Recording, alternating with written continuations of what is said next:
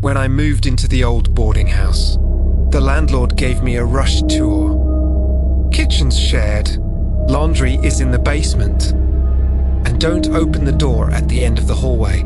I thought he was joking. The man barely looked up from his phone. But when I reached the second floor later, I saw it. An old wooden door with peeling green paint, no knob, and a chain bolted across it.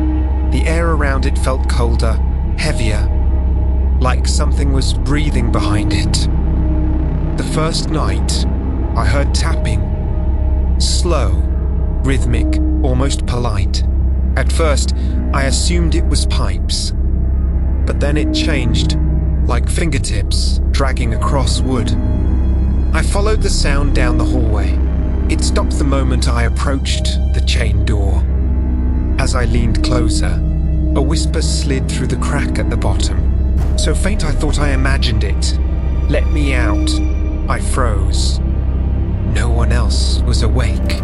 No one else lived on my floor. The house was dead silent, except for that breathy whisper. I asked the landlord the next morning. His face changed instantly, muscles tightening, eyes narrowing. "That room is sealed. You don't go near it." He handed me my rent receipt quickly, almost shaking. "If you hear anything, ignore it." I wanted to laugh at how serious he looked, but something in his expression was pure fear, not annoyance. Not anger, fear, as if the room was more dangerous than whatever was inside. That night, the tapping returned, louder, faster, desperate. I put in earbuds and tried to sleep. Around 3 a.m., my phone flashlight suddenly turned on by itself. I grabbed it quickly and nearly dropped it. A message was typed on my notes app. "Please don't leave me alone again." My door was locked. I was alone. Yet somehow, something had typed that, and the tapping from the hallway became scraping. I wanted to leave. I really did. But curiosity kept me trapped. I set up my phone to record the hallway overnight. When I checked the footage the next morning, my blood ran cold. At 2:17 a.m., the chain door bulged outward, like someone was pushing from inside. The chain rattled violently. And for a split second, a hand, pale, thin, with long nails, slid out from the crack near the floor before snapping back. I showed the landlord the footage. He slammed his office door shut, locked it, and whispered through the gap, "Delete it. Delete it now." His voice trembled. "If you try to open that door, you will die in ways you can't imagine." I asked what was inside. Muttered. "Not what? Who? And she isn't human anymore."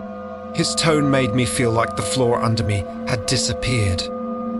That night, I smelled something sweet like rotting flowers, drifting from the hallway. My door rattled, not aggressively, but lightly, as if someone was tracing their fingers along it. I didn't move. I barely breathed. Then, through the silence, I remember your voice. I hadn't spoken near that door, ever. My pulse raced. When I finally looked through the peephole, the hallway was empty, except for fresh scratch marks on the floor leading from the chain door to mine. The noises escalated. Whispers, breathing, soft singing. I couldn't sleep. I confronted the landlord again. He looked defeated. Years ago, a girl lived here. She heard voices behind that door. She kept trying to open it. One night, she succeeded. His hand shook. She came out wrong. Wrong in ways the world shouldn't allow. We trapped her back inside. But she remembers everyone who talks to her. He looked at me. And now she remembers you. I tried staying at a friend's house, but the second night there, Something tapped on their window, 3 floors up. They didn't hear it. I did. And when I checked my phone, a new note had been typed. Come back. I can't reach you from here. That sweet rotten smell followed me everywhere. On the bus, in the store, even outside on the street. The chain didn't keep her inside anymore. It only slowed her down. When I returned to the boarding house, the hallway felt wrong, stretched somehow, like it was longer than before. The chained door pulsed slightly, like something behind it was breathing. My bedroom door was ajar. Inside, all my furniture had been moved into a perfect circle. In the center lay a single scrap of green paint, the same shade as the chained door. Under it, in shaky handwriting, closer. I tried to end this. I packed my bags, ready to leave the city. But when I stepped outside, the street was empty. Not just quiet, empty. No cars, no lights in windows, no wind. My breath fogged the air, even though it wasn't cold. Something was wrong. When I turned back toward the house, every window was glowing faint green, and the chained door was wide open. Inside the house, the hallway was pitch black except for that green glow. It pulsed like a heartbeat. The air was thick, humid, suffocating. My phone froze on 3:33 a.m. as I walked closer. From inside the open doorway, a soft whisper drifted out. I knew you'd return. Her silhouette appeared tall, twisted, limbs too long, head tilted unnaturally, but her voice. It sounded like every voice I'd ever heard, layered together. I tried to run, but the hallway stretched again, bending in unnatural ways. Doors vanished. The floor softened beneath my feet, like walking on damp flesh. She moved faster than I could think, suddenly inches from me. Her face wasn't a face. It was shifting, melting, reshaping into people I knew. My mother, my friend, the landlord, all smiling the same empty smile. She whispered, "Do you know why the room was sealed?" Her voice vibrated through my bones. I wasn't trapped. I was waiting. She reached for me, fingers brushing my cheek with a cold that felt ancient, older than the house, older than the city. "You heard me. You listened. That makes you mine." The hallway groaned, walls rippling outward as if alive. I forced myself to look away from her shifting face and sprinted blindly. The hallway buckled and twisted, doors slamming open and shut, walls narrowing until I could barely move. She didn't chase. She didn't need to. Her whisper slid through the air, right beside my ear, though she stood far behind me. "You can't run in my house." I crashed into the front door, grabbed the handle, and froze. The handle was warm, pulsing, a heartbeat.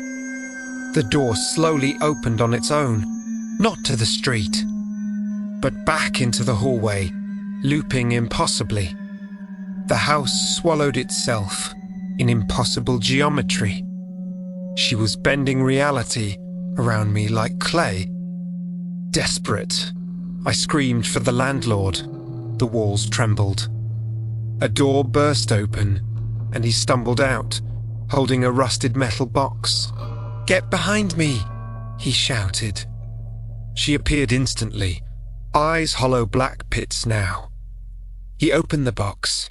Inside was a small, glowing symbol carved on bone. She recoiled, shrieking. The house shook violently. "Run!" he yelled.